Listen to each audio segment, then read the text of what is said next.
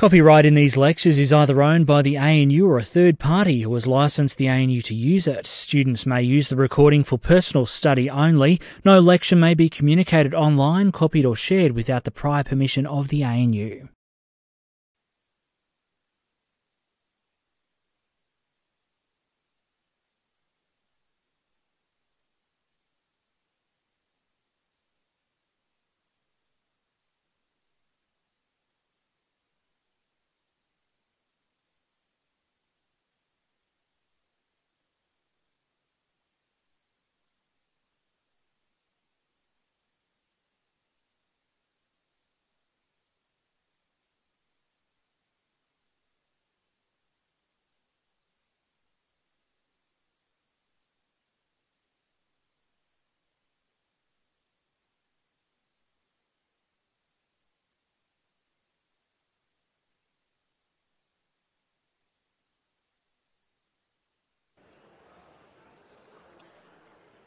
Welcome back, everyone.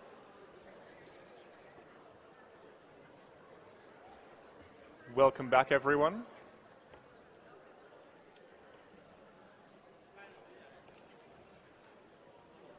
One last try. Welcome back, everyone.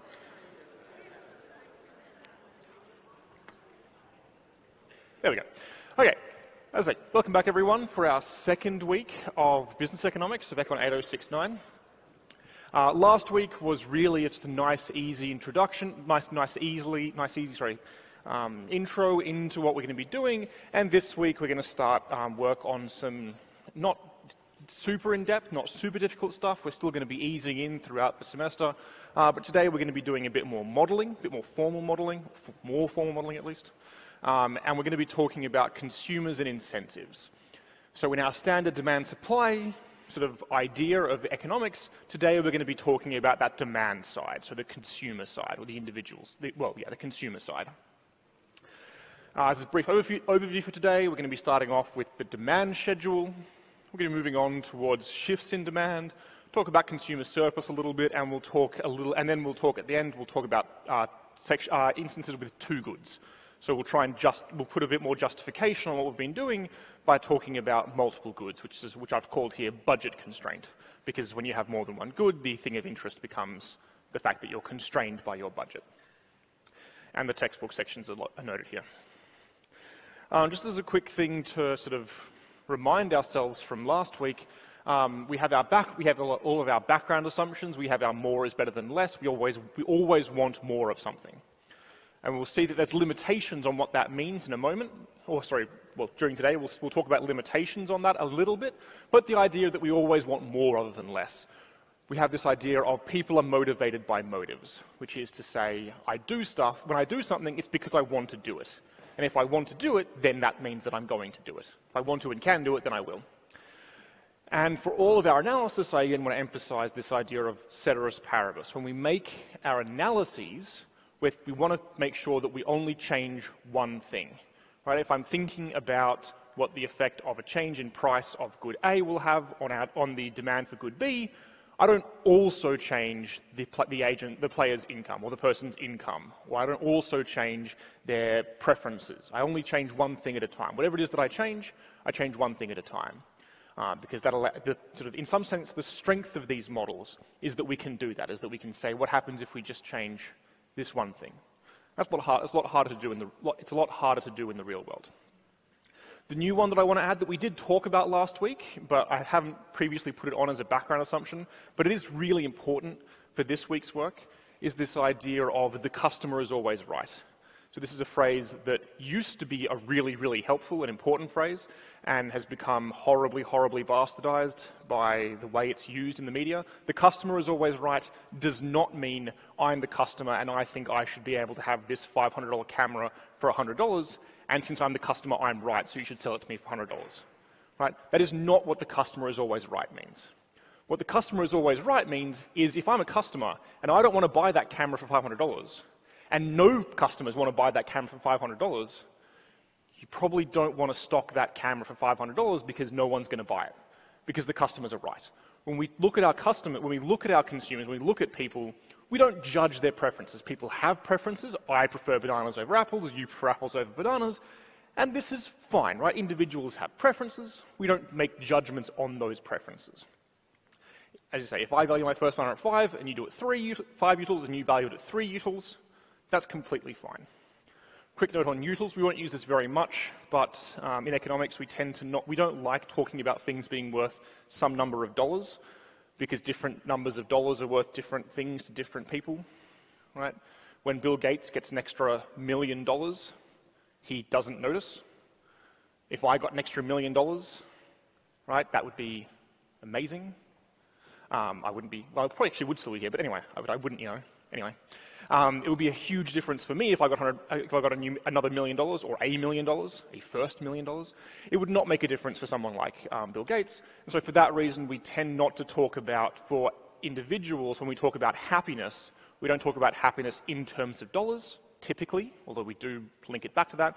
We talk about happiness in terms of utils, which is some sort of unit of utility. This is a minor point that we're not going to come up too much. I'm just noting why I've used the word utils here. This is our new background assumption. The customer is always right. People have preferences. We don't question those preferences. We don't judge those preferences. We just take them at face value. Any issues, concerns, comments? Lovely. Again, hands up and wave if you have anything. Okay, so then we get on to the actual crux of today, which is about demand. And I want to really emphasize that when economists talk about demand, it's not necessarily exactly the same as what is colloquially used, the term demand. When we talk about demand, for the entirety of this course, when we talk about demand as a relationship between the price of a good and the quantity demanded. That means that demand and quantity demanded are very different kinds of objects. I'm very happy to say that there were 5 units of quantity demanded, right? The quantity demanded was 5 kilograms of bananas.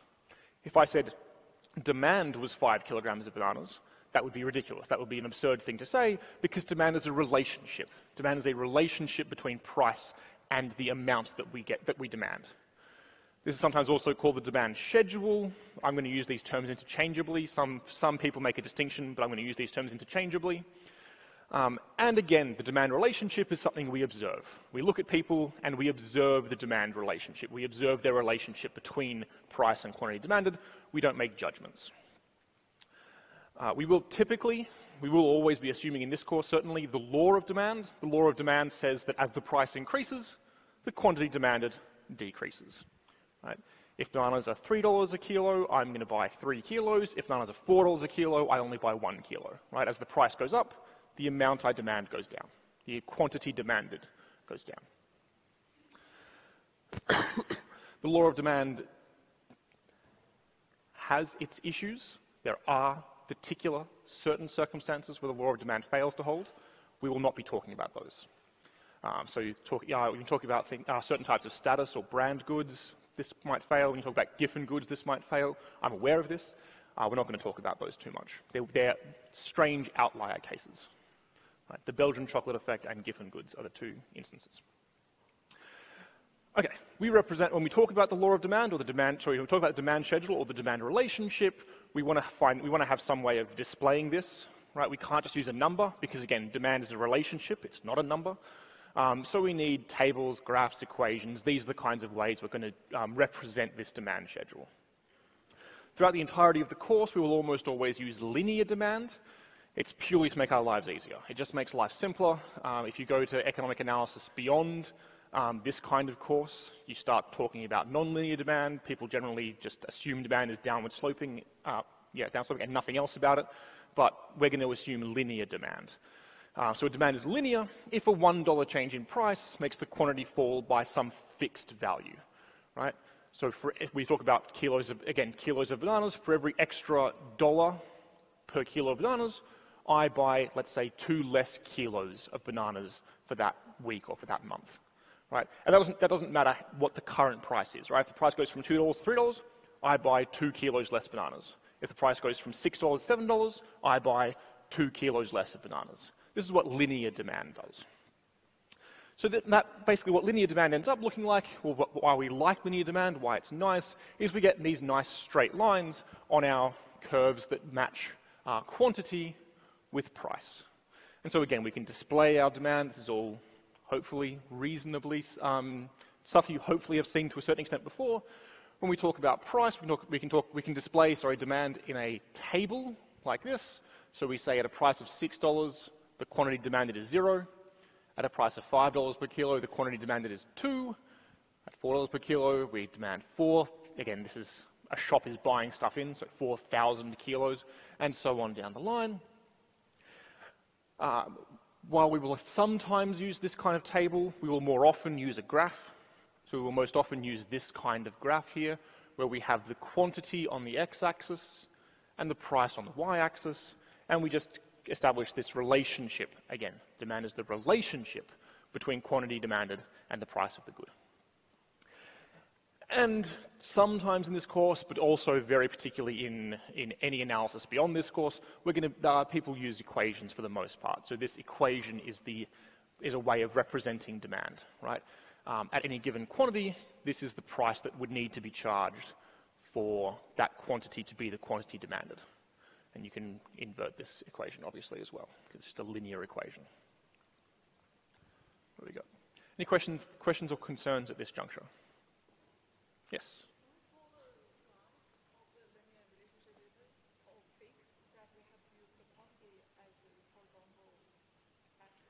The question was, do we have to use quantity on the horizontal axis? And the answer is, the short answer is yes.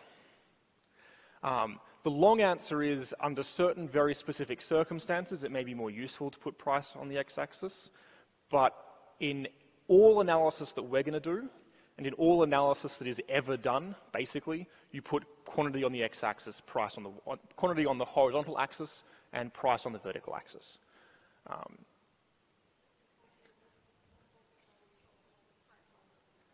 I don't want it, so the question was why, basically why do we do it this way? And the answer is historically this is the way it's been done.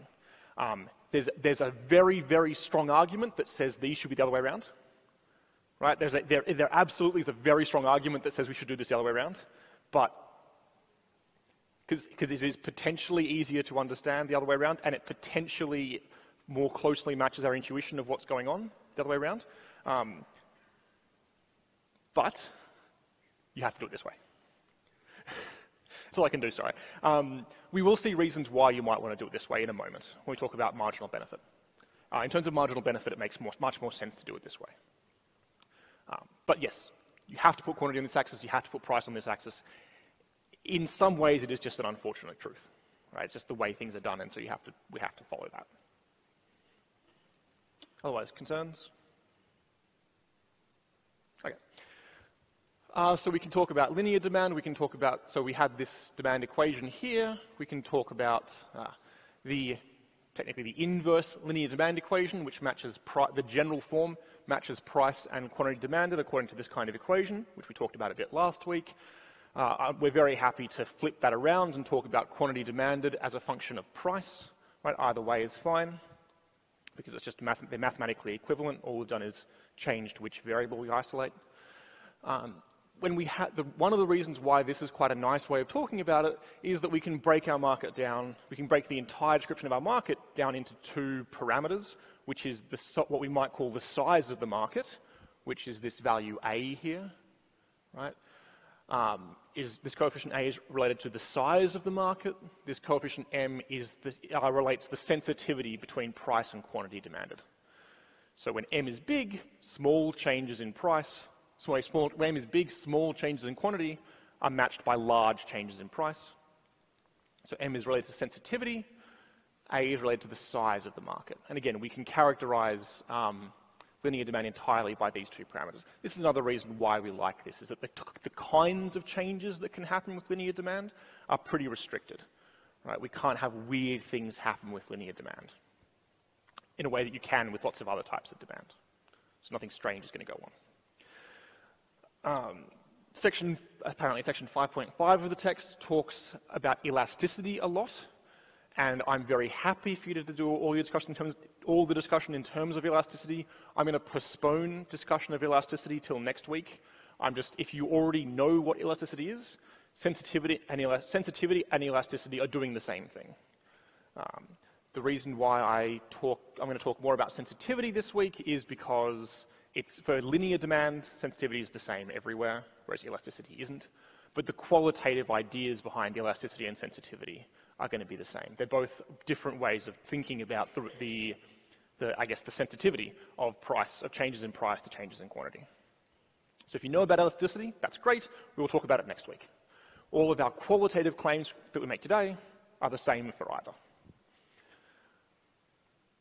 Okay, questions, concerns, problems? Beautiful. Changes in quantity. So then we can talk about what kinds of things, because now we have the basic setup, right? We know what a demand relationship looks like. We can talk about what kinds of things are going to change the quantity demanded. And really there are basically two different things that might happen that might cause a change in the quantity demanded. Certainly if the price changes, then there's going to be a change in quantity demanded. We have a demand relationship which links price and quantity demanded. If the price changes, then the quantity demanded is also going to change. This is what we would have seen on this sort of graph here, that at a price of 4, the quantity demanded was 4. At a price of 2, the quantity demanded was 8 or 8,000. So for different prices, we're going to have different quantities demanded. The other thing that might cause a change in quantity demanded is actually a change in the demand relationship. So maybe changes in quantity demand are caused by changes in price. Maybe they're caused by changes in the actual demand relationship. And we need to make a very, very clear distinction between those two different types of change that we might have. So if I use my graph thing here quickly, these type 1 changes, quantity, price, type 1 changes are at a price of 5, we demand 2 units. Right, this is going to be demand 1. At a price of 3, we demand 4 units. Right? We take a shift along the demand curve. We went from point A at a high price, the price fell, and because the price fell, we demanded more, the quantity demanded increased. We demanded higher quantity. And this is entirely fine. This is one of the standard ways that we would see a change in quantity demanded. The other way is when we actually change the relationship, when we have a shift of the demand curve. And so we might have a shift of the demand curve where where the relationship changes. And there's various reasons, which we'll talk about in a second. There's various reasons why the relationship might change. And so maybe the change in quantity demanded went from 2 to 4 because there was a price shift. Maybe it went from 2 to 4 because there was a change in the relationship between price and demand, and quantity demanded. Both of these things happen all the time, and we'll talk about examples of that in just a second. Excuse me. Questions, concerns? All right, we'll go through 2 quick examples, or 2 moderate examples, I guess. We're smashing through it, excellent. So let's talk about sushi from Sushi Smith. So this is Sushi Smith Sushi. So this is a place, yes, I know the name is horrible here. So this is one of the shops in the New Cambry district is Sushi Smith, and obviously I assume actually they sell sushi. I don't actually go to Sushi Smith. Does anyone go to Sushi Smith? Anyone? Been to Sushi Smith? One person. Do they sell sushi? Yes, good. They do sell sushi. So we can talk about sushi from Sushi Smith.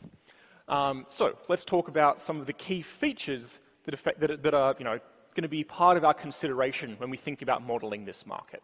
We want to think about this as a mid-range food product. Right? It's not the cheapest, but certainly it's by no means the most expensive thing we could do when considering our food options for the day. There's lots of alternatives. This is even more the case now, and it will be more the case as the semester goes by, as Cambry opens up fully, but there's lots of alternatives that we could have to this. Some at the same price point, some at lower or higher price points, some are very similar, some are not so similar, but certainly there's lots of alternatives to getting sushi from Sushi Smith. In particular, there's always this outside option. We don't have to buy food on campus, right? We could bring food from home. If we're staying in one of the residential colleges which provides food, we could have food provided for us at the residential college. So there's also this outside option available to us to just not buy food. at all. So, let's talk about shifts in the demand curve. What kinds of things might cause, first off, what kinds of things do you think might cause a change in the size of the market, in the size of the Sushi Smith market? That is to say, what kinds of things might cause the demand curve to shift in or out? Pardon? Preferences, right? So certainly preferences are in some sense the entirety of the answer, but certainly any changes in preferences, what kinds of things might change your preferences? Pardon? The healthiness of the food? One more time, sorry? Your preference for eating healthy food? I'm not quite catching it, that's okay. But certainly the extent to which you like health, the extent to which you're concerned about healthy food, which I don't think is quite what you're saying, but that works. That will work. If for some reason, if you decide to go on a diet, then you will no longer eat at the burger place. You will instead have a higher preference towards eating sushi, and so your own personal demand curve, at least, will shift out because of this. You have a preference towards sushi because you decide to go on a diet. So something like, I'll make this very clear and call it diet. What else might affect your preferences for sushi? Or what else might affect demand? Nutritional content. Now, I'm going to not, I agree to a certain extent. I'm not going to add it in because while nutritional content definitely is important, it's not going to change. Right? I want to think about things that might happen that cause you to change this level. Certainly, nutritional content is important. How do you spell nutritional? Nutritional.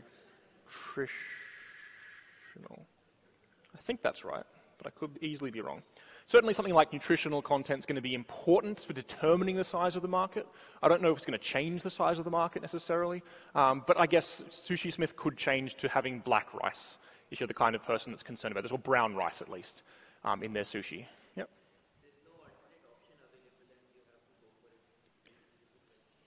So in particular, so if there's no alternative options, let's say if alternative options open or close, so let's say changes in the range of alternatives. So this is something that I think is going to be a big problem for a lot of the food places in Canberra in the coming weeks, in that if you go through Canberra now, most of the food places have, they're not at capacity, they're not bursting at the seams, they're not empty, but they're not bursting at the seams. And over the next few weeks, a lot of new food places are going to open. Right? There's going to be a lot of additional alternatives, I'd say, open up. And so, but the number of students isn't going to change much over the next few weeks. And so there's going to be a lot more alternatives, a lot more alternative places to go, and not many more consumers.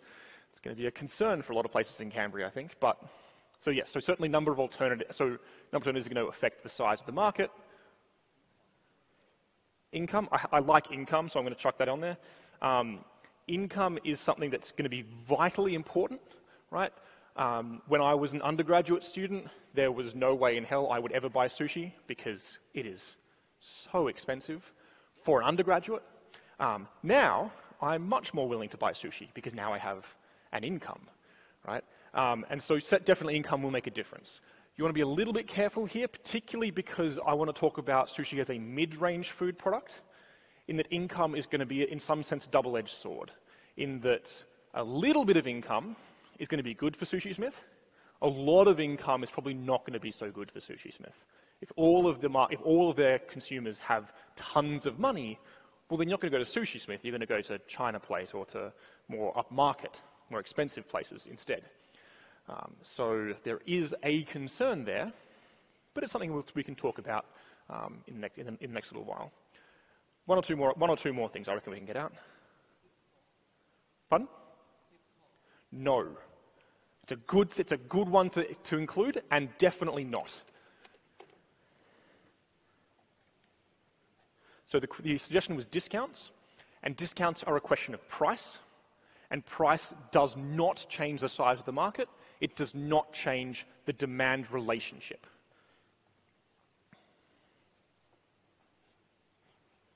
right? Price or discounts on Sushi Smith, if that's what your concern was, price or discounts on Sushi Smith does not change the demand relationship, right? We're not talking then, for price, we're not talking about changing the demand curve here. Discounts will change the quantity demanded, but are not going to change the size of the market. They're not going to shift the demand curve. It's purely going to be a move from A to B. It's going to be a shift, if you like, along the demand curve. It's going to be a change in the amount consumed, not in the relationship between price and quantity. Inflation and financial crisis are big, scary things.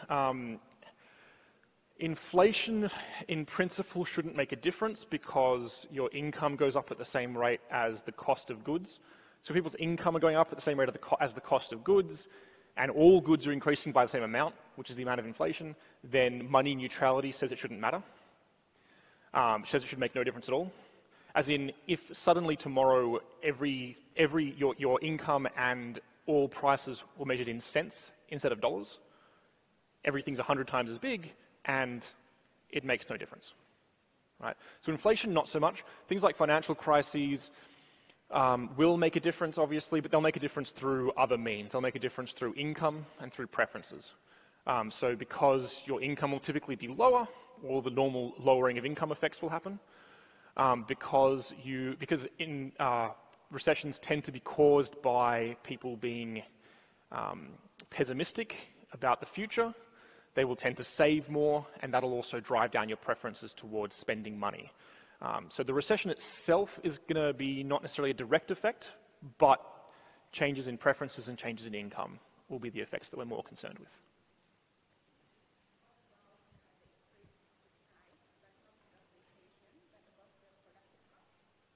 Again, definitely not. Production costs make no difference.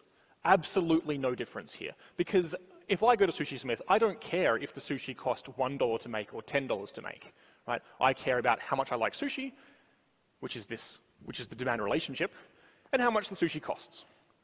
And those are the things that I care about. I don't care how much it costs to make this thing, really, when I'm buying something. Right? I only care about how much benefit I get and how much I have to pay. Pardon? Quality. Quality, definitely. I'm very happy with quality. If Sushi Smith manages to increase its quality, you want to be a little bit careful with this, but generally speaking, quality in this circumstance, certainly. So quality, yes. If quality increases, we would expect the size of the market to increase. You need to be a little tiny bit careful with quality. In some circumstances, the x-axis that we use is not so much quantity, but is really better thought of as the quality of the interaction, rather than the quantity of it in certain circumstances. But yes, for this circumstance, definitely quality is going to be of concern. And one last one, yep. Maybe the popularity of this particular product, which increases, and the demand of the price also, the price increase does not affect the increase in the sales. So I'm going to ignore all mentions of price, but certainly things like social popularity are going to be of concern. So we can talk about this as social popularity. Yeah. Which I'm going to relate to marketing. Even if it's word of mouth marketing, if Sushi Smith goes on a massive marketing campaign, as they are doing right now, even though they're not paying me, if they go on a massive marketing campaign, then you would expect the size of the market to increase, typically. Though in some cases, not necessarily, but typically you'd expect the size of the market to increase. Does anyone have any last ones that they desperately want to add? Otherwise, I'm good. One way at the back. Pardon? Location. Sure, I'm happy with that. Again, I don't think it's going to necessarily change much here, but it's certainly going to have an effect. Right? Sushi Smith in... Where's a place way out in the middle of nowhere? A Sushi Smith halfway between Orange and Bathurst, so up, 3 hours north of Canberra, in the middle of nowhere, is not going to sell much sushi. A Sushi Smith in Canberra is going to do reasonably well. A Sushi Smith in Canberra Centre, right, in the middle of town, is probably going to do better than at Canberra. Location's obviously going to matter in terms of the size of the market, definitely. Okay, I want to talk as well a little tiny, so these were all great. Again, the one I really want, and the thing I really want to emphasize as strongly as I possibly can, is that price is not going to affect the size of the market. It affects the amount we sell as the person selling, it affects the amount we buy as the person buying, but size of the market doesn't mean that. Size of the market means at any price level, how much I'm going to buy. So size of the market pushes this whole curve, this whole relationship out, or pulls the whole relationship in. We can also talk about changes in the sensitivity, but these are a lot harder, and I don't want to talk about this in too much detail. So changes in sensitivity are anything that's going to make an effect that does something like, is effects that change this demand curve here to, say, where's my green pen? There it is. That change this demand curve here to, say, this demand curve here. So these kinds of changes. And these are a lot harder to think about, the kinds of things that change this. But we'll see some typical examples in a little while of things that are going to make this kind of change. So I'm not going to go through them now, but we will see them in a little while. So these shifts of the demand curve, we've talked about many of these things here. These are the common ones, and we've talked about some of these. We've talked about, I've mentioned income. With income, you want to be a little bit careful in that income does not have as I said, income does not have a direct and simple relationship to whether it shifts demand out or pulls demand in, right? Maybe income increases and therefore you consume less of the good, right? Maybe your income increases and you consume less of the good. We're starting to see that in places like China now to a certain limited extent when you talk about rice. Right, income is increasing and consumption of rice is falling because people are substituting away towards more expensive goods, towards eating more meat, eating more fresh vegetables. So we're starting to see a shift. So the increase in income is correlated with a fall in rice demand in certain circumstances. That kind of behavior, we talk about rice then being an inferior good. Right, income goes up, demand goes down. In most cases, though, this is why we talk about the other side being normal, in most cases when income goes up, demand also goes up. Right? Again, I buy a lot more sushi now than I did as an undergrad because my income is increased. Right? This is the more normal way of doing things, and so goods that have that kind of relationship we call normal goods. We talked briefly about, and I should say as well with the income question, as I mentioned with Sushi Smith, this is not always a simple relationship. In most of our modeling, in most of our analysis, we assume nice, simple relationships. We say this good is normal, this good is inferior, and I will mention that again, sorry. This good is normal, this good is inferior. In the real world, it tends to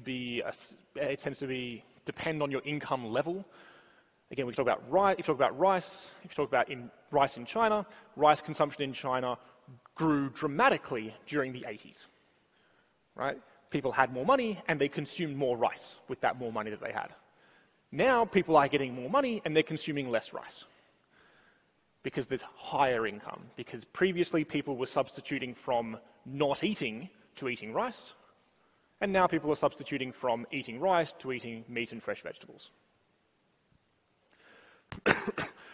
Something that I want to really push, and there's going to be a good 20% of people that don't hear the words I'm saying right now, which is always frustrating because this is always examined in exams, and about 20% of people typically get this wrong. So you don't want to be in that 20% of people that get it wrong. Inferior doesn't mean bad.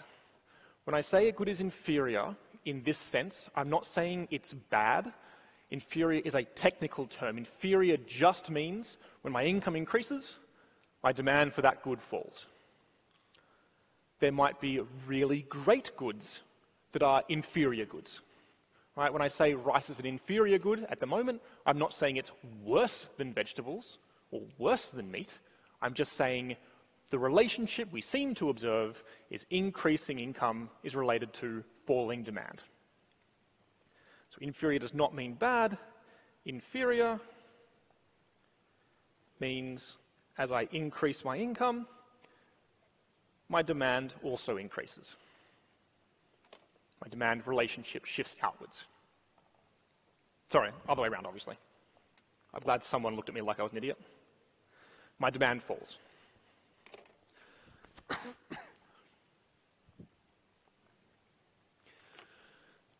Any quick questions? Questions, concerns, problems? Yes?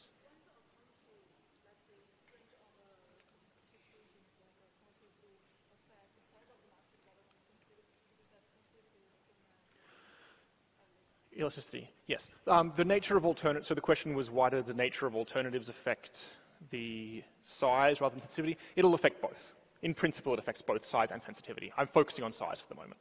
Yeah. The other major thing that's going to matter here are substitutes and complements. So substitutes and complements are the existence or price of other goods. So we talk about substitutes and complements, we're thinking about alternatives that we could have instead consumed. If I'm going to, and we mentioned this briefly in our list of things. Nope. In our list of things, we talked about the range of alternatives. And in particular, I want to talk about the price of alternatives. I'm walking through Canberra, I walk past Sushi Smith and I see that Sushi Smith is selling sushi for $9. And I go, yeah, it's all right. It's mostly rice. It seems like a lot for just rice with some stuff in it. I then walk past the Vietnamese place and I see that I can get a banh mi for only $8. And I go, yeah, I might just get that instead. Right? Or I walk past or I say normally I would get sushi for $9 rather than banh mi for $8. But on this particular day, the banh mi place is having a sale, and so the banh mi place is selling their banh mi for only $6, and so I go, nah, $6 banh mi, much better than $9 sushi. And so the price of the individual good, the price of the good we're interested in, is not going to affect demand, not going to affect the demand relationship, but the price of other goods might have some effect, right? Because when, if I'm in the world, and we'll see this more as we go forward, this is my relationship between the amount of sushi that I buy and the price of that sushi. Under normal circumstances, if banh mi's are cheaper, for some reason, if the price of banh mi's fall, well then my demand for sushi is also going to fall. Right, so D1 is demand when the price of the other good is high. D2 is my demand when the price of the other good here is low. So the price of other goods will make a difference to where my demand curve sits, for the reasons as just explained. We talk about substitutes, we also talk about complements. So substitutes are when we're trying to decide which of two goods to have, and we'd be kind of happy with either of them.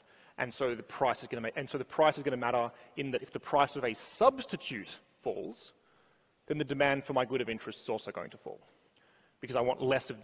If the price of apples falls, then I buy less bananas. Lots of goods look like substitutes.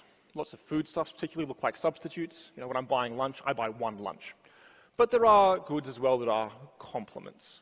Right, complements are the opposite. Complements are where we really want both goods.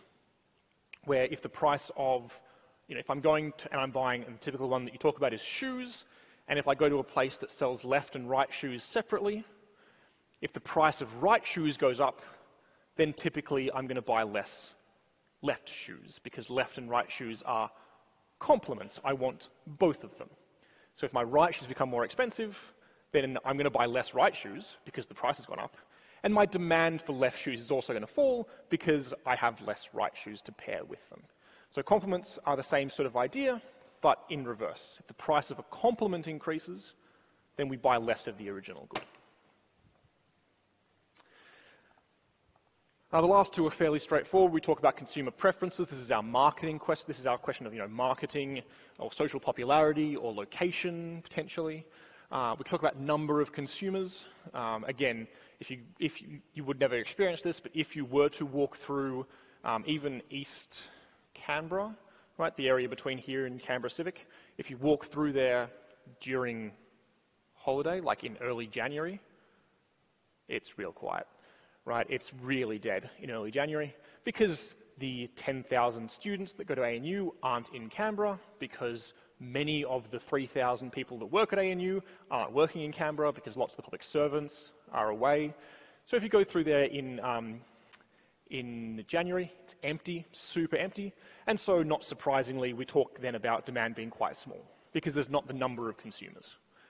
Similarly, if you can just get more people in, then your demand's going to increase, right, naturally. Questions, concerns, problems? We'll go through another quick example, which we'll blast through at speed. Okay, so the other example we can talk about, which I'm not going to take too many, statements, so I'll grab one or two. So we talk about marijuana. Right? As economists, we're not concerned about legality of things. If a market exists, then we want to be able to study that market. And there is a market for marijuana. And so we can talk about the key features that are going to be important when we're analyzing this market. Right? This is a recreational drug. We talk about dependency properties. We talk about it being cheap relative to similar alternatives. For example, alcohol. And so we can talk about things that might cause changes in the size of this market. So can we grab a couple of things that might cause a change in the size of the marijuana market? Pardon? One more time. The policy, which policy? You're right, but which policy?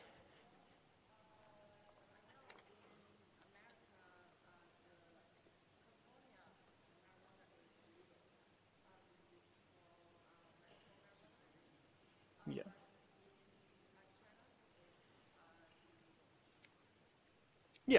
Yeah, I'm happy with that. So policy, or as you say, legality is what we might talk about here. It is currently an illegal drug in Australia. It has, as you say, it has medical uses, I think, in Australia, but not recreational uses. So it is certainly illegal. This is a good example of something that might be true, that may have been true, and definitely would intuitively be true. It actually turns out not to actually make that big of a difference.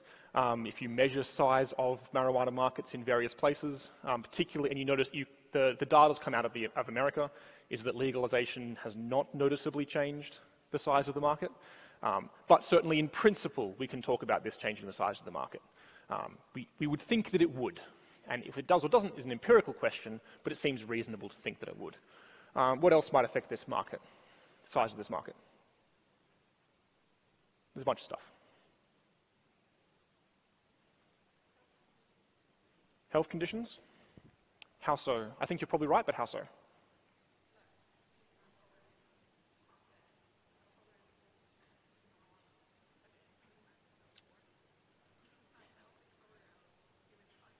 If you're healthy, you'll give it a try. If you're healthy, you'll give it a try, but if you're not healthy, you won't. All right, sure. Possibly. And there's lots of other, but again, I want to emphasize, you can always go back on these things. An individual's income is going to make a big difference. Again, it's going to be tricky because marijuana is relatively cheap. And so income increases may actually cause reductions in marijuana use potentially in favor of, if you're going to take drugs and you're super rich, you don't use marijuana, you use other things. Whereas if you're an undergraduate or a high school student, you might, changes in income might increase marijuana usage potentially, right, rather than decrease it. So it is a little bit hairy, but certainly could have an effect. I was hoping people would argue about prices of substitutes, right? If the price of alcohol goes up, you would expect demand for marijuana to also go up, typically, because they're, in some sense, substitutes, right? I could use one or the other. I don't know what complements well with marijuana. Anyone want to put their hand up and tell me something that complements well with marijuana? Food. If the price of food goes up, maybe if the price of food goes down, or the price of snacks, as you say, goes down, maybe that will increase the demand for marijuana because it's cheaper to do now, because when you have your marijuana, you also have to have your snacks. But certainly, there are various things we can talk about. In particular questions, these are the kinds of ways you want to be working with it. You want to be thinking about these common shifts, but you need to think about those common shifts through the lens of whatever market you're thinking about. Right? You need to think about, whether this good's going to be normal or inferior. We want to think about what kinds of things are going to be substitutes and complements, what kinds of things are going to affect consumer preferences, because the kinds of things those are going to be different in different markets. Okay, I want to quickly run through sensitivity of demand. So when we talk about sensitivity, we tend to talk about it a little, and elasticity, we talk about it a little bit differently. We tend typically not to talk about what might change sensitivity in a particular market, the way we have been doing just now for size of the market. We tend to think about it more in terms of comparing different products. In this market, sensitivity is high. In this market, sensitivity is relatively low, or elasticity. Again, I'm not going to use the terms interchangeably, but the qualitative statements about sensitivity versus elasticity are going to be pretty much the same. So for example, if there's no close substitutes, then typically we're going to have pretty low sensitivity. Right? If there really isn't any other choice, right, which is to say there's no close substitutes, then the price isn't going to really matter. Right? Not that I drive to work, but if I were the kind of person, if I drove to work every day, then the price of petrol doesn't really matter for how much I buy, because I don't have a choice, right? Those who drive to work typically don't have a choice. You have to drive to work, right? There's no bus. You're not close enough to cycle or walk. If the price of petrol goes up, you still buy it in basically the same amount, because there's no substitute. So no close substitutes is going to lead to low sensitivity. Typically, if things don't make up a very large share of your budget, then it's going to be then you're going to have low sensitivity. If you're tending to spend, if you're spending 30% of your income on rent, and rent increases in price by a little bit, it's going to make a big difference to how much, again, this is where we talk about quality, how much quality you put into buying rent, which is to say the quality of the housing that you live in, right? If rental prices increase by double, rent already makes up a big share of your budget. If rent increases double, you downsize to a tiny, tiny, shitty apartment, right? Because you downsize. If the price of headphones, which I had to buy recently, if the price of earbud headphones doubles, who cares? They go from $10 to $20. You only buy this once every year. It doesn't really matter, right? You still buy it once every year, whether it's $10 or $20. So budget share is going to make a big difference to sensitivity. Typically, price sensitivity is greater in the long run. The standard example here is, again, the petrol example. If I drive to work every day, and on this particular week, petrol's expensive, I buy the same amount of petrol that I usually do, right? Super low price sensitivity on the 1 week scale. If petrol increases in price, and I know it's going to stay increased in price for an entire year or forever, right, for the long run, then I'm going to change my patterns of behavior. I'm going to find out when the buses are and how to use them. I'm going to move somewhere closer to work so I can cycle instead of drive. And so on the long run, we tend to have much, much higher price sensitivity because we can change our behavior in a more fundamental way. And again, the same deal here. Temporary changes in price. This is in some ways the other direction. Temporary changes in price tend to lead to high sensitivity. If I'm driving to work and I need to buy petrol sometime this week, and today it's really expensive, but tomorrow it's going to be cheap, I'm going to wait till tomorrow. Right? Similarly, on a similar vein, if I'm going through, Canberra is a bad example. If I'm going to the shop and I'm buying my caffeine for the week, and on this particular occasion caffeine's really cheap, I'm going to buy tons of caffeine because right now, today it's cheap, and tomorrow it's going to be expensive again. So I'm going to buy a big pile. So temporary changes in price can lead to really big swings in sensitivity. And again, all of these statements can be made about elasticity as well. Qualitatively, they are the same thing in most situations. Okay, questions, concerns, problems? Issues? Yes? Yep.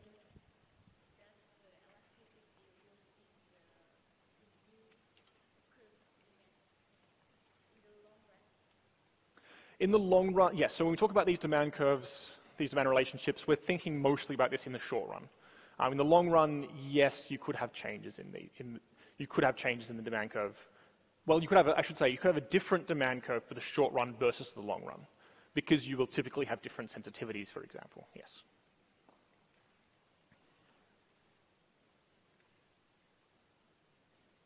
Okay. I don't know that we're going to have a break today, unfortunately, because we're a little bit behind, but we'll see how we go in the next 15 minutes or so. So, that's all we're going to talk about for sensitivity and size. I want to talk now a little bit about utility and marginal benefit. So as I said way back at the start, we are, as individuals, we are motivated by motives.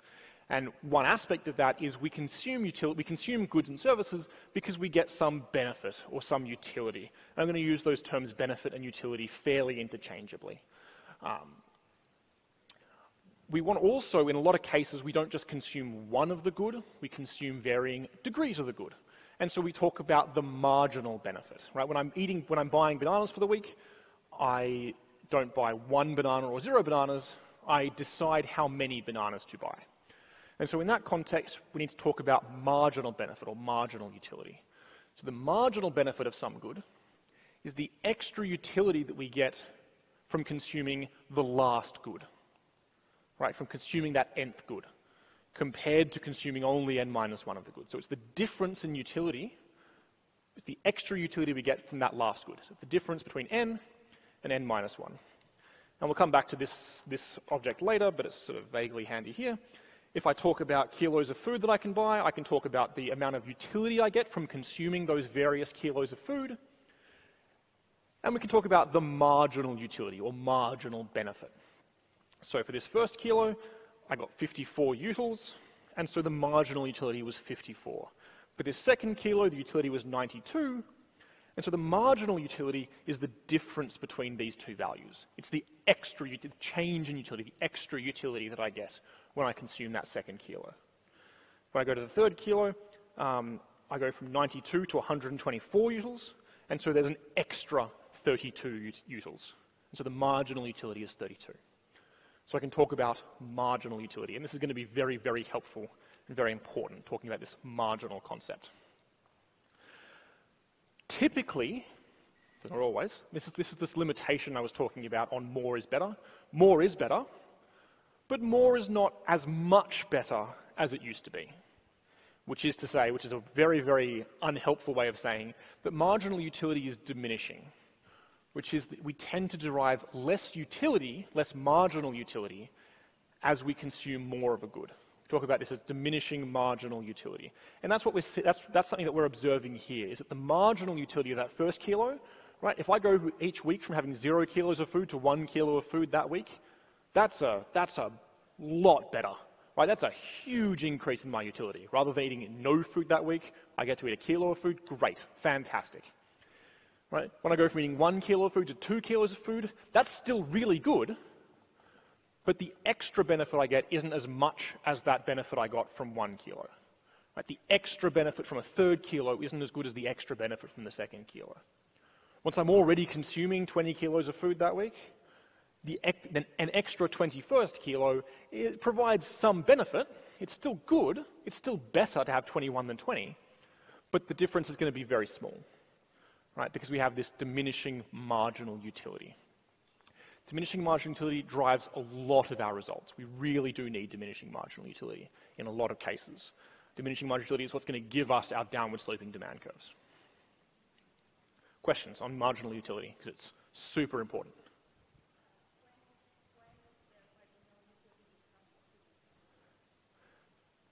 The question was, when does the marginal utility become optimal?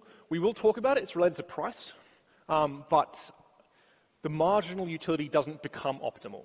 There is an optimal consumption point, which will be based on your marginal utility and the price that you face. But marginal utility is always a positive number, right?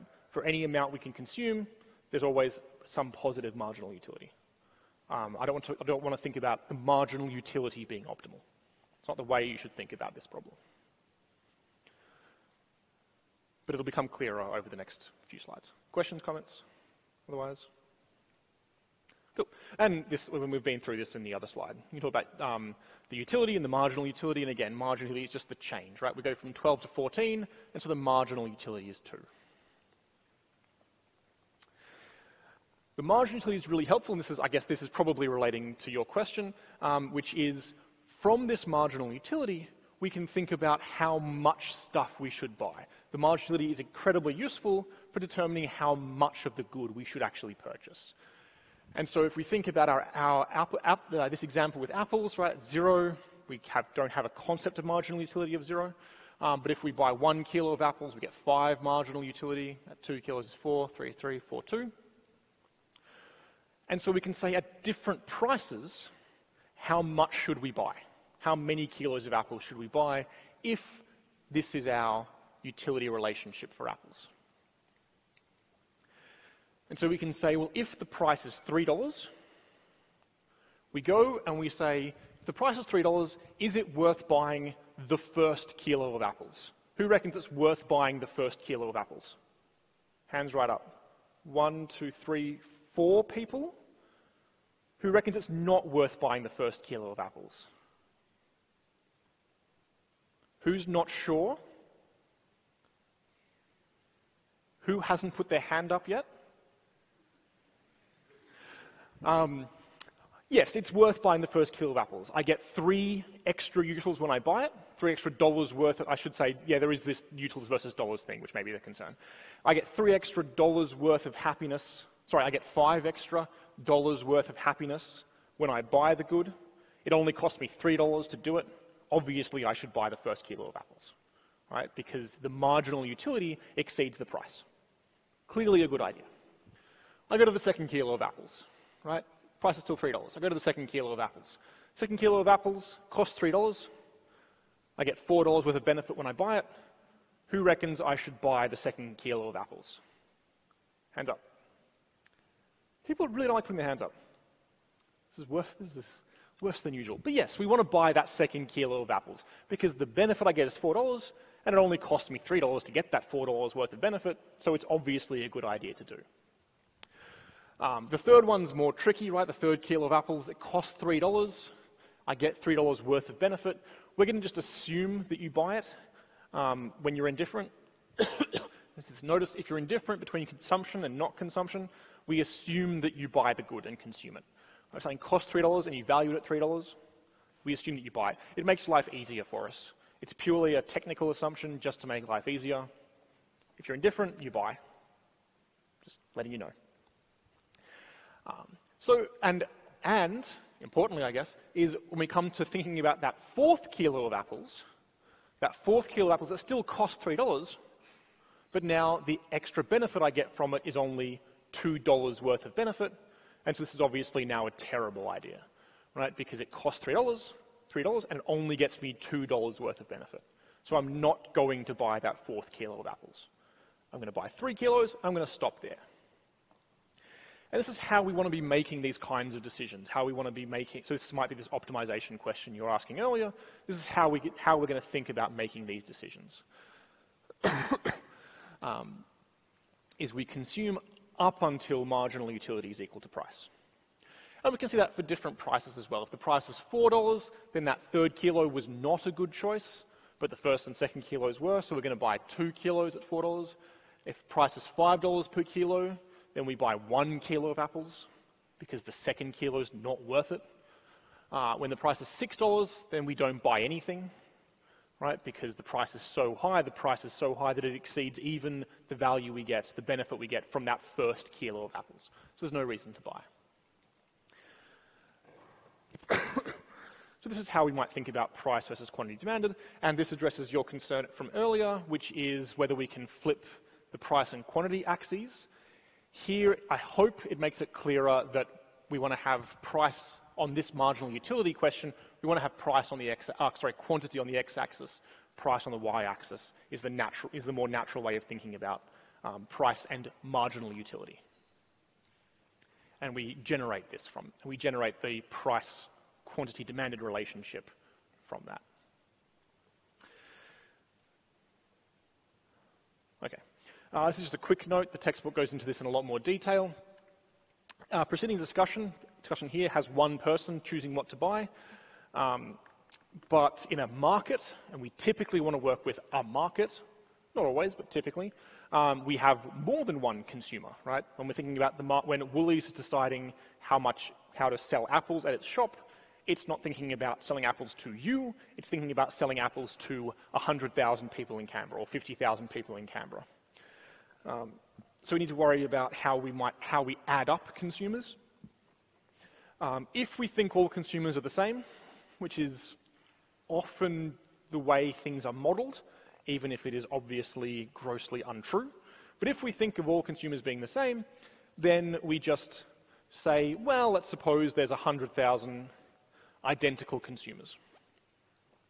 Right, so rather than having one consumer, we have 100,000 consumers. The only effect this has is we rescale the quantity axis.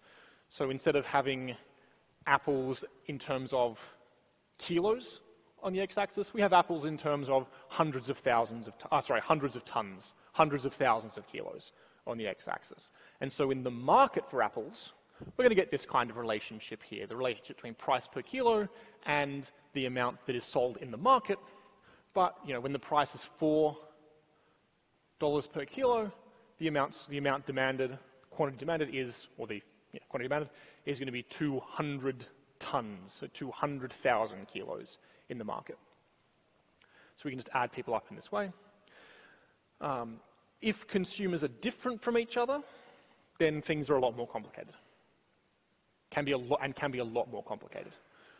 It's certainly one of the big flaws with linear demand, is that even if each person has linear demand, each individual consumer has linear demand, then when you add up different types of people, you don't end up with a market demand that's linear. Again, we're not going to go through this in too much detail, or any detail. I'm just going to mention it now. There are concerns about if you add up lots of linear demands for individuals, you don't get, typically, linear demand in the market. Questions, concerns?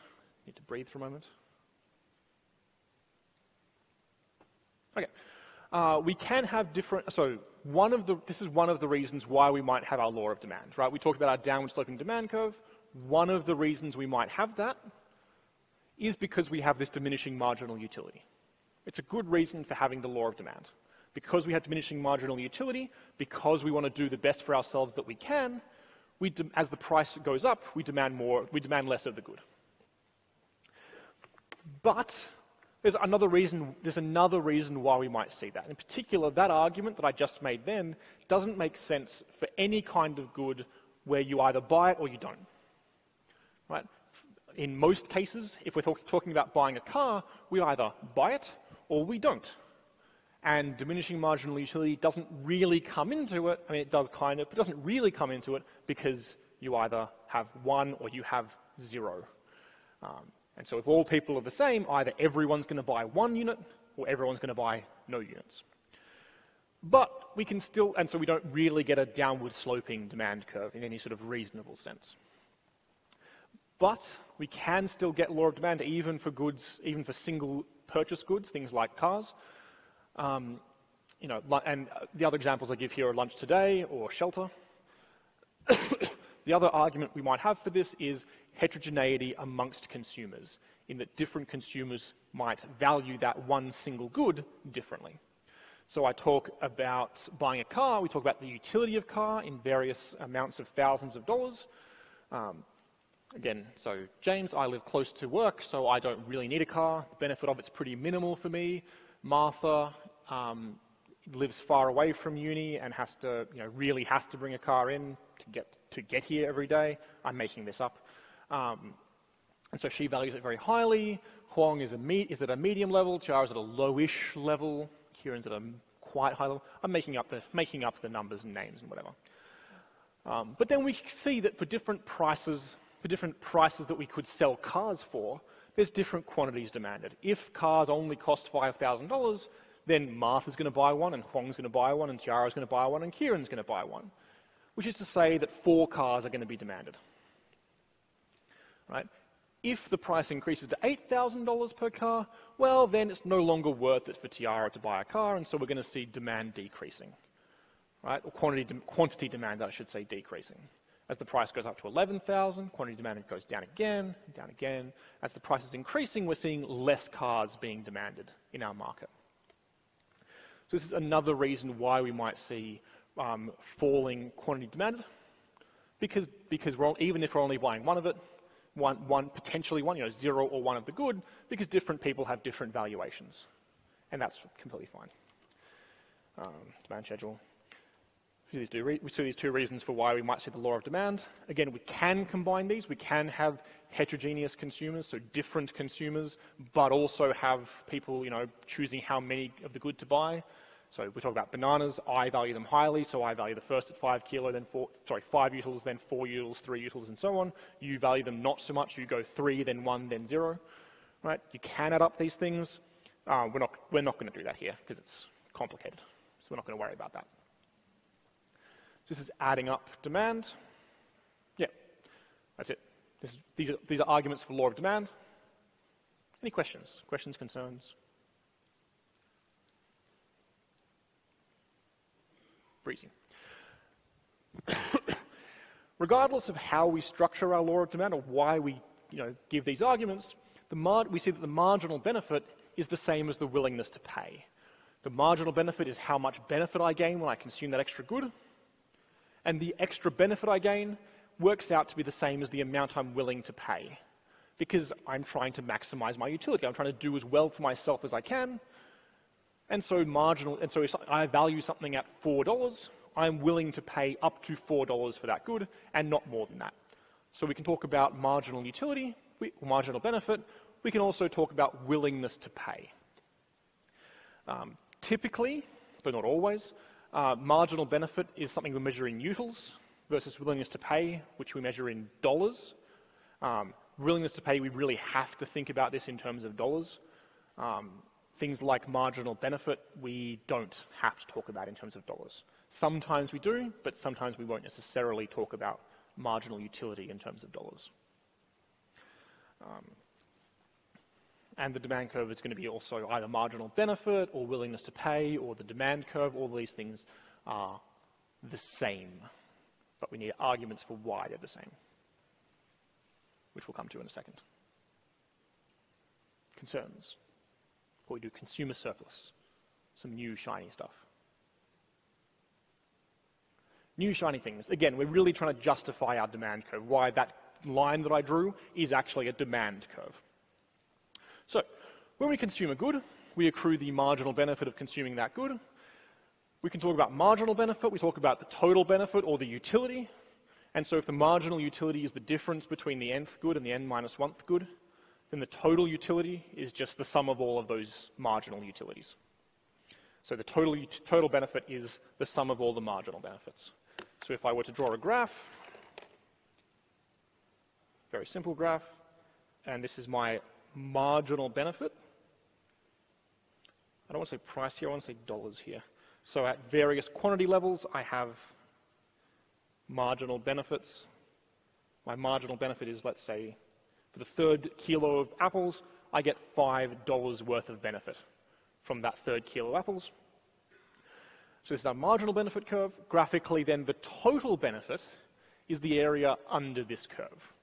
Why is the total benefit the area under this curve? Because when I buy my 1st kilo of apples, I get this much benefit. Right? When I buy my 1st kilo of apples, I get this much benefit. And so graphically, right, I can say, well, the benefit is 1 kilo of apples times 7 utils, which is the area of this shape here, right? Is 1 times 7.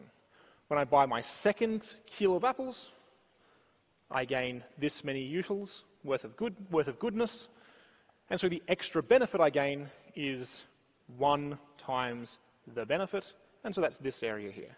When I buy the next one, when I buy the next one, I gain this much extra benefit, and so on, for different amounts that I could purchase.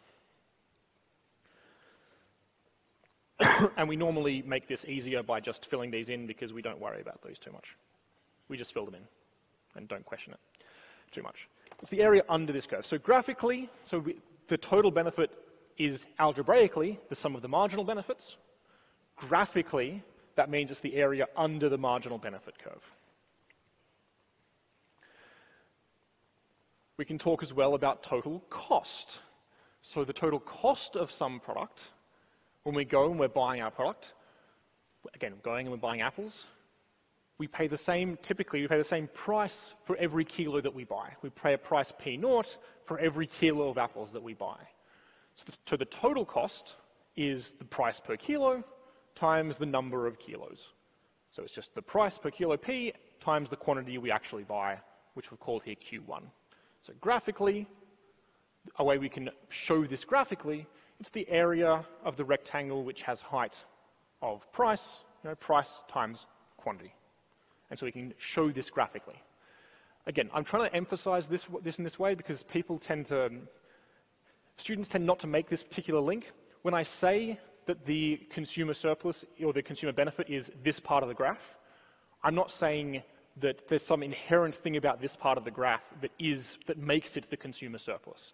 I'm saying we have an algebraic description of what consumer benefit looks like, of what total benefit is, and we can represent that on the graph. And it is often useful to represent these things on the graph because we can do really nice qualitative changes.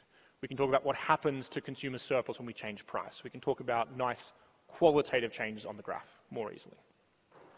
I've been using this word consumer surplus. Consumer surplus is the difference between total benefit and total cost. Right? We gain benefit when we consume stuff, but we lose benefit, I guess. We lose out when we have to buy it. And the difference between those two things is surplus. It's going to be our consumer surplus. And so we can see on this, we can talk a little bit about consumer surplus. Let's say that I face the price P0 and I buy Q1 goods. If the price in the market's P0 and I choose to buy Q1 goods, then the benefit I get, well, from this little bit of good here, I get this much benefit. And from this good here, I get this much benefit. And from this good here, I get this much benefit. And so on. And so my total benefit, I can show graphically as the area under this curve. Right? Up to the point at which, up to the amount that I consume.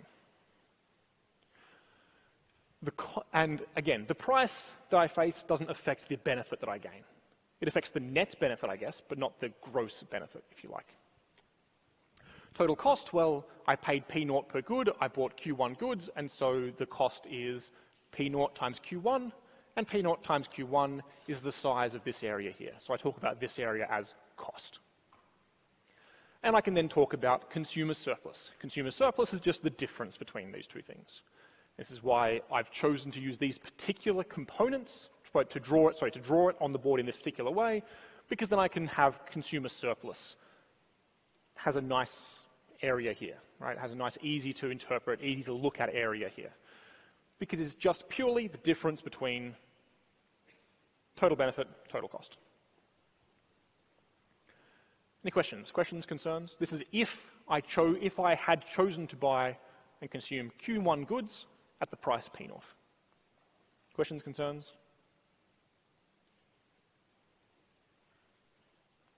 Okay.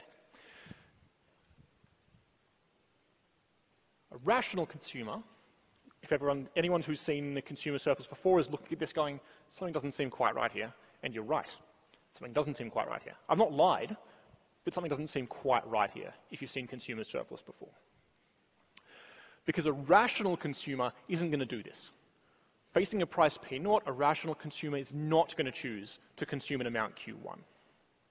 Right? Because a rational consumer is going to want to make consumer surplus as big as they possibly can. Because consumer surplus is just that difference between the benefit we get and the cost we pay. And so I want to make that number as big as I possibly can as a consumer. So graphically, consumer surplus is going to be maximized when the quantity consumed, right, when the quantity I actually buy, is given by the marginal benefit curve. Right? I can do better than this. At a price P0, facing a price P0, I can do better than consuming Q1. Right? In particular, at a price P0, I could consume this amount Q0. If I consume the amount Q0, I do better. Right? Because then my total benefit is given by this graph as usual, this graph that we see here. My total cost is given by this region here because it's P0 times Q0. And so my consumer surplus has increased. Right? Previously, my consumer surplus is this nice green region here. I consume a little bit more, and my consumer surplus gets a little bit bigger. And so I want to consume at this level. And this is not super surprising. This is the same argument we've been making previously, that we consume up until marginal benefit is the same as price. Right?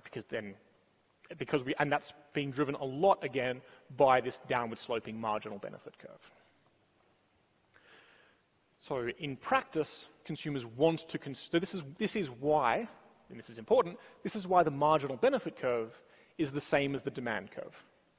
The marginal benefit curve is the same as the demand curve because by using the marginal benefit and the demand curve as the same curve, that maximizes consumer surplus. Right? It's an optimization condition that says marginal benefit is the same as demand. Okay, questions, concerns? I'll say one more thing quickly. Obviously, we can talk about overconsumption. We do the same argument, right? If I consume more than Q0, then yes, my benefit is higher, but my cost is also higher.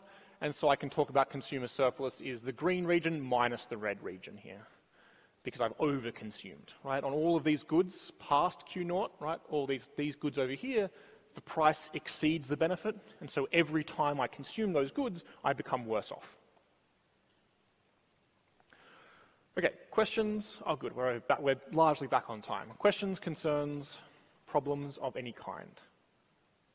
This is consumer surplus.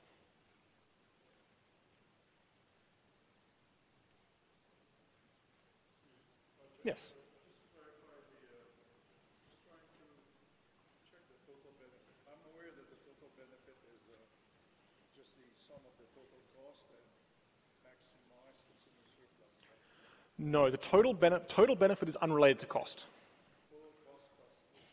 Total benefit's unrelated to cost. Total benefit is just how much benefit I gained from the consumption that I do. Consumer surplus, I think, is what you're after. Consumer surplus is this difference here. Consumer surplus is the difference between how much I gain from my consumption and how much I paid to get that benefit. So that's why we have, so it's consumer surplus is the difference between total benefit and total cost. So we gain some amount of benefit, right? When we consume Q1, we gain this benefit. You'll notice that price doesn't make a difference, right? When we consume Q1, we pay this cost. You'll notice that benefit doesn't make a difference. Marginal benefits don't make a difference here. When we think about surplus, which we might call net benefit, but when we talk about surplus, then we talk about the difference. Then both price and my marginal benefit curve are both going to make a difference. Because it's the difference between total benefit, total cost. Then we can talk about maximizing consumer surplus. Right? Surplus is the thing we want to maximize. When I consume a good, I become better off because I like consumption. I become worse off because I have to pay for it. And so when we want to maximize consumer surplus, we want to try and make sure that the benefit, total benefit, we want to consume up until this point here. That's going to be the point that maximizes my consumer surplus. So I get this whole nice big triangle of consumer surplus. Does that address your concern? Hopefully, somewhat? Excellent. Otherwise, questions, concerns? I present this in this way, which is a little bit different to how it's often presented, because very often our consumers are not going to be able to consume at the optimal point for various reasons. And we want to be able to analyze what happens in that circumstance. Right? Optimally, they want to consume Q0, but there might be some reason why they can't. Right? There might be shortages, or there might be limitations in some other way.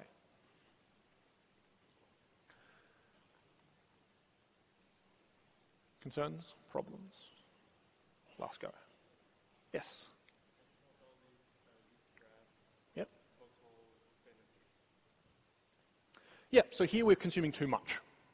In some sense, in a formal sense, we're consuming too much. So at a price P0, if we were to consume out to Q2, are you happy with the total benefit curve here? Right, so the total benefit, it's just the area under the marginal benefit curve. Total cost curve, Total cost curve, well, we paid P0 per unit, we got Q2 units, and so this is our total cost. So when we think about marginal benefit, we just take, when we think about consumer surplus, we just take total benefit, we remove total cost, and what we get is the area in green minus the area in red. If you can't see green and red, I do apologize. What we get is this area up here, this nice little triangle up here, minus the area of this triangle here. That's why I've marked it in green and red.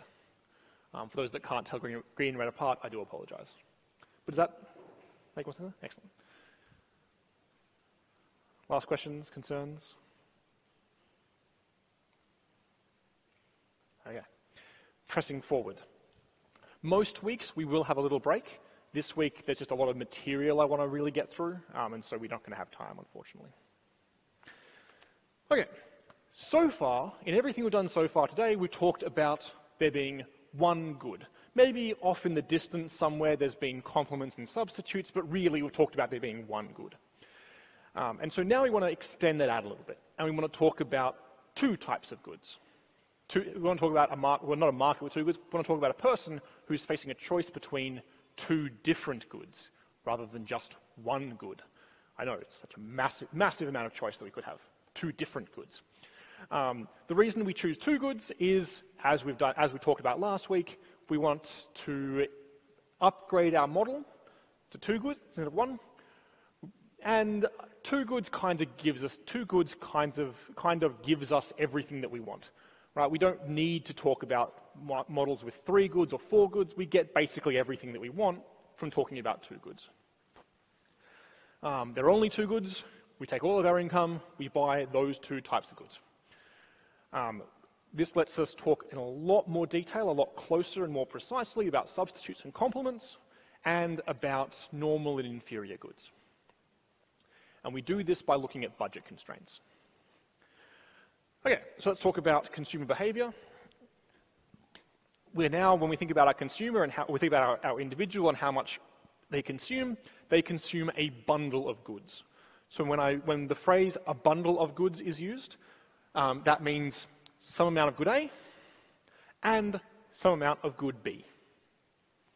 Right, so we're buying some amount of good A, some amount of good B, and we buy a bundle of goods, which means some amount of good A, some amount of good B. Consumers, as before, choose the best bundle of goods they can afford. And this is going to depend on two key things. First of all, what they can afford, right? If we're trying to buy the best thing that we can, then what we can do matters. And obviously as well, our preferences between different bundles is also going to matter. So these two things are going to matter, what we can afford and our preferences between different things, between different bundles. No great surprise. Let us focus first on what bundles they can afford. So we go through an example. I do have a picture. You have an income of $50 per week, and you're choosing to consume food and alcohol, right? Between these, you're trying to split your $50 per week between food and booze. Price of food is $10 per kilo. Alcohol is $5 per standard drink. And we can think about what kinds of bundles we can afford, what kind of bundles we can't afford. For this kind of question, our demand-supply type graph with quantity on one axis and price on the other, totally unhelpful, right? Because here we have fixed prices. We're not thinking about varying price, and we're thinking about changing quantity of food, but also quantity of alcohol. And so we're going to need a new type of graph which has quantity of food on one axis and quantity of alcohol on the other axis. So we're going to use this kind of graph instead. We have quantity of amount of food that we consume and amount of alcohol that we consume. And we can talk about whether different consumption bundles are affordable, optimal, what kinds of things going on. And so if I think about point A is the point where I have no food and I consume 10 standard drinks of alcohol per week, and this is affordable. This point A here is definitely an affordable bundle because I have $50 in total, which $50 total, and alcohol costs $5 per drink. So I can afford point number A. Right? I can afford point number B. Point number B is entirely affordable. Point number B down here. which is I consume 5 kilos of food and no alcohol. This is affordable. I spend all my money on food. Various levels between these are also affordable. Point C here, I buy a little bit of food and a lot of alcohol. This is affordable. But any point between, on this straight line here, between these two things is going to be affordable. And this is just by trading alcohol for food, by buying less food and more alcohol, or conversely, more alcohol and less food. Or I think I said the same thing twice, but hopefully you see where I'm coming from. We need to make trade-offs between food and alcohol. We have $50 to spend. Every point on this line is spending all of our money, and so we call this line here the budget constraint. Right, this is the line of things that we can afford. Point D, what's wrong with point D? Why could I never choose point D to consume that much alcohol and food? I don't have enough money. There was a few people that said basically the same thing. Point D costs too much. I have $50 per week. Point D costs more than $50, right? There's just too much stuff that I'm consuming. So point D is infeasible, or not a feasible option. Point E has a slightly different issue. This point E down here has a slightly different issue. Point E is feasible. I could buy point E. I'm spending less than $50 per week, but I never would, right? Because it's not because it's suboptimal. It's not going to be an optimization point, because more is better than less. I have $50 per week. The only thing I can buy is food or booze. I'm going to spend all that money on food and booze. I'm not going to not spend money, because money not spent gets burned, right? Gets removed. So E is suboptimal, D is infeasible. So the issues with them are different. Okay. Any questions, concerns? Budget constraint. I could buy anything on the nice blue line here, on the budget constraint. I can't buy anything outside it, and I wouldn't buy anything inside it. Okay. So the other point was their preferences between different bundles. And there's lots of ways to model this. This is often modeled with indifference curves, which we're not going to do. We're not going to model this with indifference curves because they're a little bit tricky and they're beyond the scope of this course. But if you're interested, do have a look at indifference curves. So I've made up some numbers. I've made up some numbers between different amounts of food, different amounts of alcohol, right? For this many kilos of food, you gain this utility. You showed this earlier. For this many drinks of alcohol, you gain this kind of utility, and we can construct marginal utilities from this. So let's look at the utility for a range of affordable bundles, right? Sorry, I do apologize. Sorry. If we think we're sitting here at bundle A is going to be I buy no food and I only buy drinks. Let's consider this bundle here, bundle of goods, where I buy no food and only drinks. So I buy 10 standard drinks of alcohol. From food, I get 0 utils. 0 kilos of food, 0 utility. From the alcohol, I buy 10 alcohol, and so I get 291 units of utility. And so the total utility I get from this bundle is 291. Questions, concerns, problems?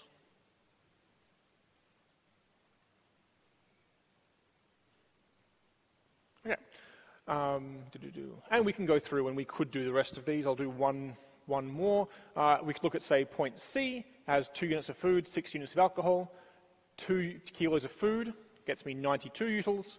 6 standard drinks gets me 225 utils, and so I just add those up. For this modeling here, I have made an assumption here that the utility of some bundle of food and alcohol, some food-alcohol bundle, is just the food utility of the amount of food that I buy, plus the alcohol utility of the amount of alcohol that I buy. I shouldn't have used this hat or something. So I've assumed what we call additive separability. Yeah, fancy words. If I've assumed additive separability, I'm only saying this to say that economic analysis definitely does not always assume this. It's just easier for this particular purpose.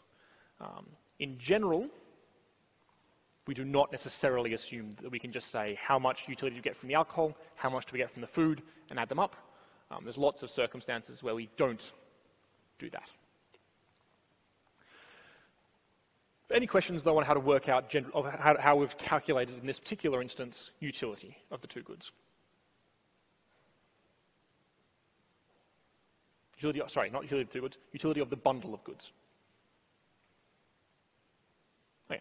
So given that these are our options, these are our affordable bundles, which bundle would you guys choose to buy? A, B, C, D, E, or F? C. We buy C because it gives us the highest utility. Fantastic. C. It gets bold-faced. C has the best utility, so we buy C. No great surprises. Right. Of these options, we can graph these 6 options.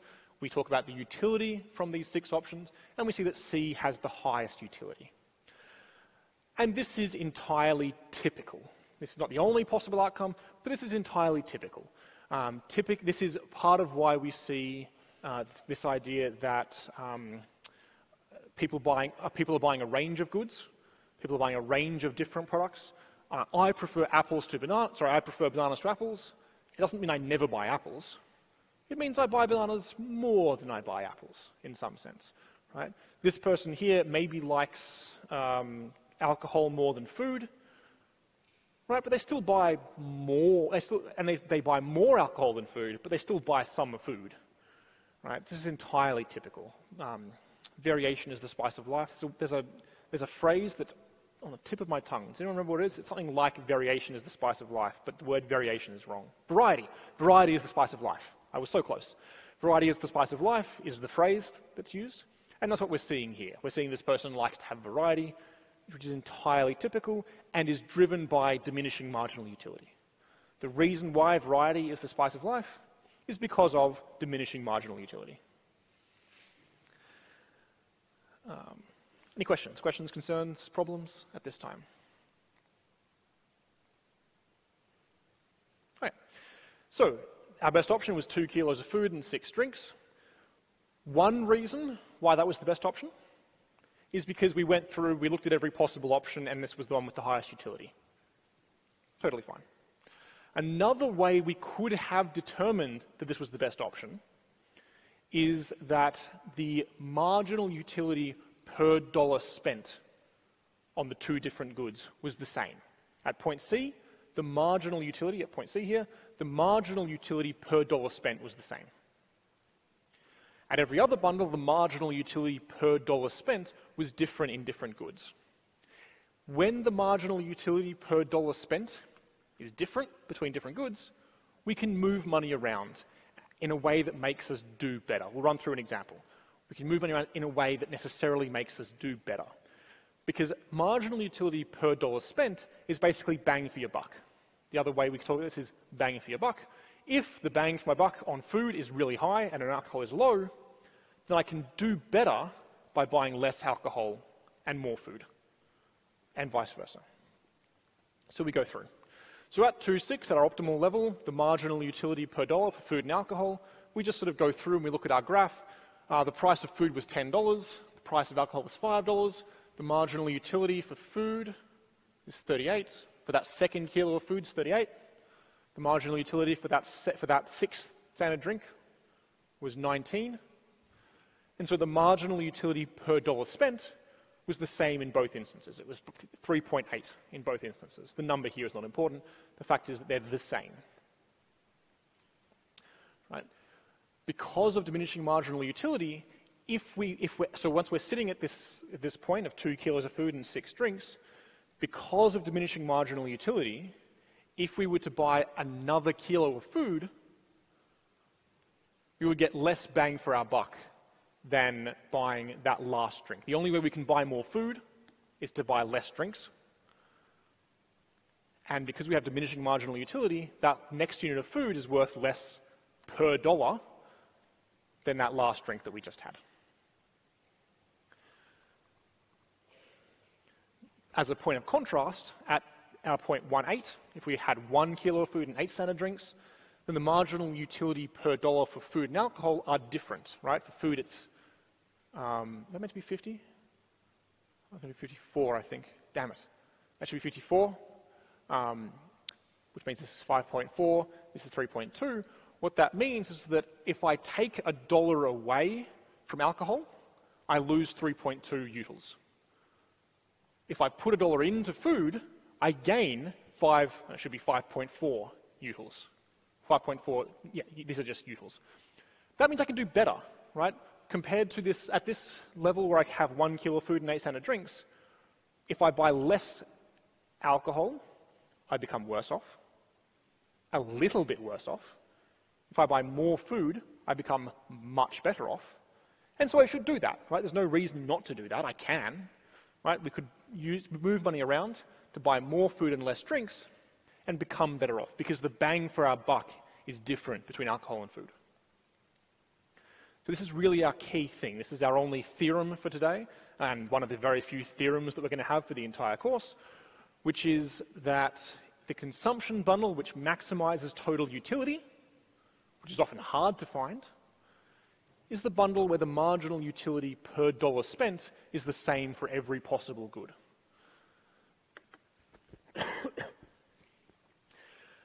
Which is often easy to calculate.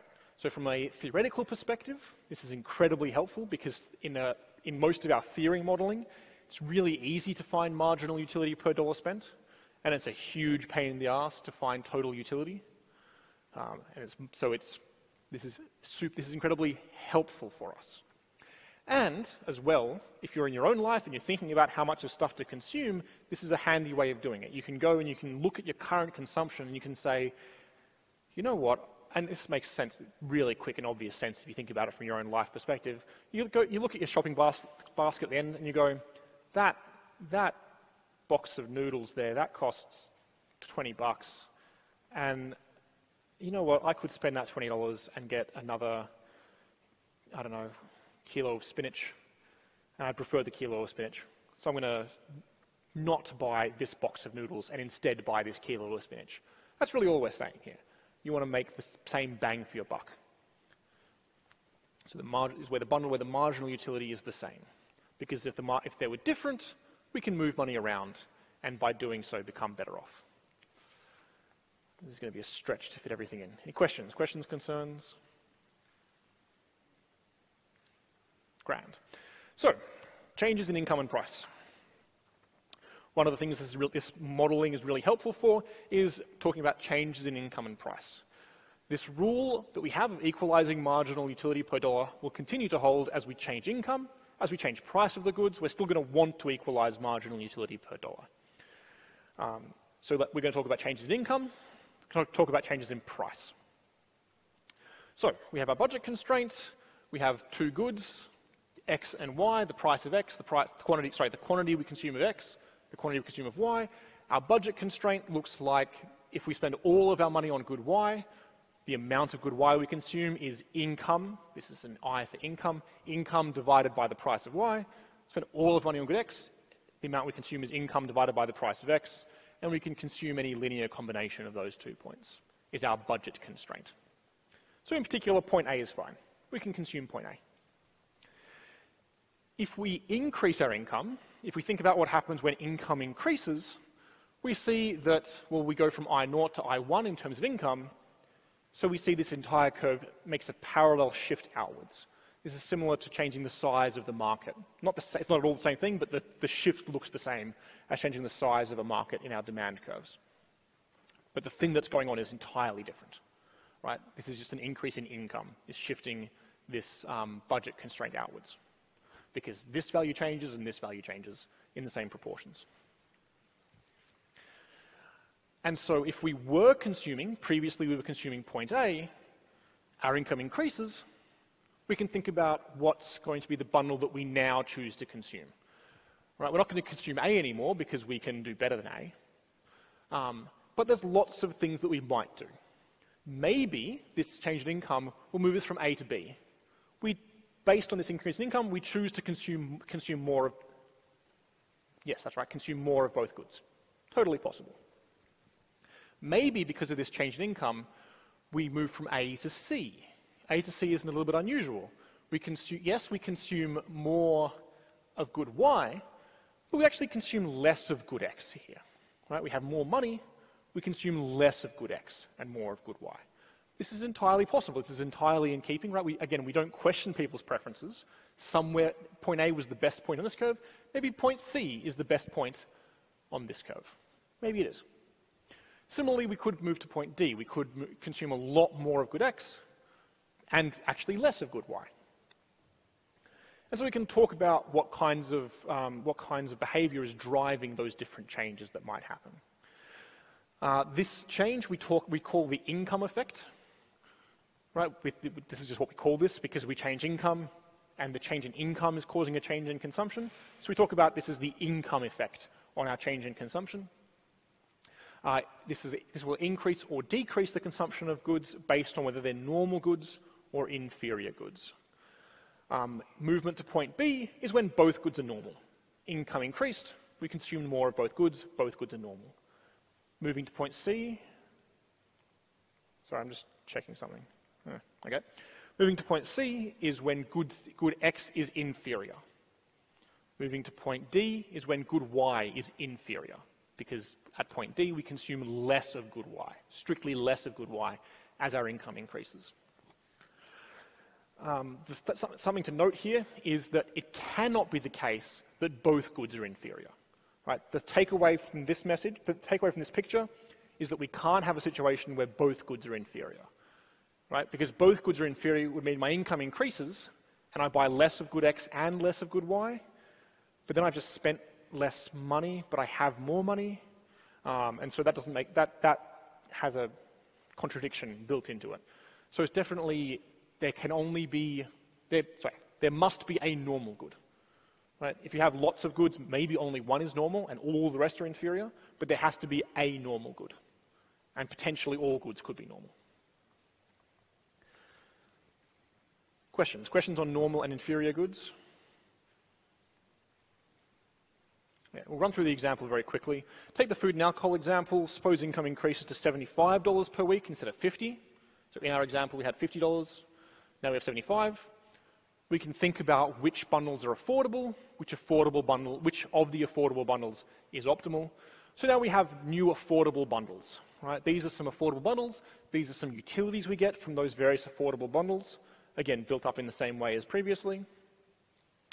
And clearly, C prime is the best bundle from this collection of bundles here, which gives us 400 utils. And so we see previously we consumed here at this point C, which was two food and 6 alcohol. Now we consume, when our income increases, we now consume at this point C prime here, and which was, what was it? C prime is 3 units of food and 9 units of alcohol. We consume more of both goods. In the model that we had, at the particular levels that we had it at, both food and alcohol were normal goods, because we consume more of both goods. This is purely coming out of this table, right? It is a consequence of this table that from $50 to $75, food and alcohol are normal goods, are both normal goods. Right? It's not obvious that it comes from this table, right? It's not obvious from this table that's the case, but when you do a bit of work, it turns out that that's true. Yeah. This is all I have on income. Then we talk about price changes, and then we're done. Any questions, though? Questions, comments, problems? Okay, smash it out. Change in price. So we talked about change in income. The other thing that's going to affect our budget constraint is changes in the price of one of these two goods. Again, we have this budget constraint, as that's before. Our optimal point is point A. We can talk about what happens as we increase the price of good X. So when the price of good X increases from P sub X to P sub X prime, the maximum amount of good Y we can consume doesn't change. If we spend all our money on good Y, the fact that good X over there is expensive doesn't matter to us at all. But we see that the maximum amount of good X we can buy dramatically decreases because the price per unit is higher. No great surprise. And so we pivot inwards here. So it's a different looking change. This is a pivot inward change. This is from an increase in the price of good X. Now, this is a little bit trickier because really there are two different things happening here that we need to focus on. Two things happen when the price of good X increases. First of all, the price of good X becomes more expensive relative to good Y, right? Which doesn't change in price. That is to say the opportunity cost is different. Now, previously when I bought 1 unit of good X, I had to give up a little bit of good Y. Now, to buy an extra unit of good X, I have to give up a lot of good Y. So the opportunity cost has changed, right? This is I guess, the obvious one in some sense. The other one is that our effective income falls. So we need to worry about both of these options, is that our effective income falls. Because previously we could buy anything on BC naught, and now we can't buy those things anymore, right? The things we can purchase, the set of things we can purchase has gotten smaller because now we have to buy things on BC1, on this lower budget constraint. So our effective income falls. We can no longer purchase things that previously were feasible are now infeasible. What this means is that we get two distinct effects happening on the amount of good X that we buy, because we get a substitution effect and we get an income effect. We get a substitution effect being caused by changes in the relative price of the two goods. We get an income effect because our effective income has fallen. Some of these things are really easy, some of these things are a bit harder. Substitution effect, really super easy. Substitution effect, look, the price of good X has gone up, the opportunity cost of X has gone up, we substitute to buy less of good X. Straightforward, nice, clean, easy. The income effect, though, as we saw just before, the income effect is a bit tricky because we're poorer. That might cause us to buy less of good X, if X is normal, but it might cause us to buy more of good X, if X is inferior. So it's a little bit more difficult. These things work in the same direction for normal goods. So if a good is normal, then the substitution effect makes us buy less. If a good is normal and the price of that good goes up, the substitution effect makes us buy less, the income effect makes us buy less, so we buy less of the good. But if a good is inferior and its price rises, it's a lot less clear what happens. If a good is inferior and the price rises, then we substitute away from it because of the substitution effect, but we want to buy more of it because of the income effect. The price of this thing has gone up, we're therefore poorer. It's an inferior good, so we want to buy more, so we therefore buy more of it. And so we get conflicting effects in the case when the good is inferior. So you need to be careful. If we go to our graph, we can talk about basically whether we move to B or C. How do I go through this? I'll go through this more gradually. I will say as well, the law of demand says that for inferior goods, if we are thinking about inferior goods, then the substitution effect is going to be stronger, right? Which is to say, if the price goes up, we're going to buy less of the thing, even though we're poorer. Right? We're thinking about inferior goods, we're thinking about rice here. The price of rice goes up, we're going to buy less of it. We're poorer, but the effect of the fact that rice is more expensive is going to overcome the effect of we are poorer, if we follow the law of demand. So let's go through our examples. Again, we started off at A. We're now facing this lower budget constraint. We could consume at B or at C or plausibly at D, right? Because we don't, for the most part, question people's preferences. So if both goods are normal, right? If both goods are normal, then the substitution effect, right, means we buy less. The price of X has gone up. So therefore, by substitution effect, we buy less of good X, we buy more of good Y. Great. The income effect means we buy less of both goods. You have to go through this slowly. I recommend going through this slowly and gradually and carefully. The income effect means buy less of both goods. So overall, we definitely buy, if both goods are normal, we definitely buy less of good X. Maybe we buy less of good Y, maybe we buy more of it. It's not really clear. It depends on whether the substitution effect or the income effect is stronger. Right? Rice, the price of rice goes up. Do we buy more meat or less meat? Well, it depends on whether we're mostly affected by the fact that meat is cheaper, relatively cheaper, or we're mostly affected by the fact that we have less money. So we might move to B, we might move to C, it's unclear. If good Y is inferior, and only good Y, substitution effect means that we buy less of good X and more of good Y, as it always does. The income effect means we buy less good X, but because Y is inferior, we actually buy more of good Y. And so necessarily it's the case that we buy less good X, we buy more of good Y. This is the price of, we have to tweak our argument a little bit here. This is the price of meat goes up. When the price of meat goes up, we buy more rice.